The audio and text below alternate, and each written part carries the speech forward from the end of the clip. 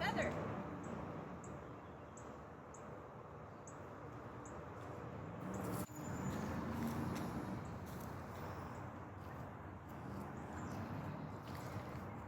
I found 2 feathers. This one, which we call pennaceous, you can remember that because it's kind of like what you would use for a quill pen.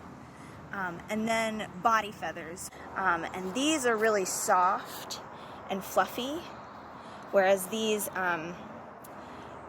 almost look like it's all connected, but if you pull apart these, you can see that each one is like a miniature feather. In fact, a recent research study from the American Physical Society included researchers using real feathers to make a drone. And they studied the way that feathers act in flight, and they found that pennaceous feathers like this lock together so that a bird can have more control in flight.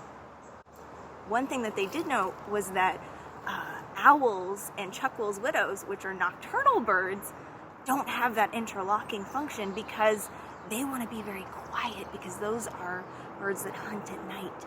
And if you allow some air to pass through, it's a little more quiet than having a full sheath of feathers. I'm actually going to leave these feathers right here. They are protected. Feathers are protected according to the Migratory Bird Act. So you're actually not allowed to keep them.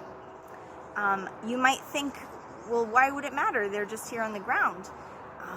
Back in the late 19th century, there were women who were wearing feathers in their hats, and even whole birds, like even a whole owl on their hat. And unfortunately, it led to poachers and plume hunters killing birds in order to get their feathers for fashion. They liked to get feathers, plumes, from breeding birds, which are beautiful and showy, but unfortunately those birds need to take care of the babies, and so they would sometimes go to rookeries where there were lots of birds nesting, and they would kill all of the adult birds and leave the babies to die. So fortunately, people got together, women especially, and said, this isn't right. We need to stop wearing feathers, and we need to stop this practice of hunting plumes. And they contributed to the passing of the Migratory Bird Act. Now, you might say, why would it matter if I pick up a feather that was on the ground? I didn't kill a bird to get it, but we don't have any way of knowing how someone got a feather, and so the U.S. Fish and Wildlife Service and the government just said, you just can't have feathers. There are some exceptions. For example, if you are Native American and have cultural practices requiring eagle feathers, there are permits and ways that it can be allowed for you to keep feathers. And you can have feathers from chickens or domestic animals like turkeys. And those are often used in pillows, that kind of thing. But I'm going to leave these here.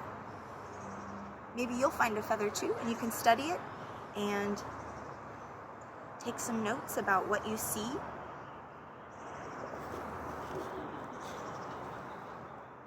See you next time.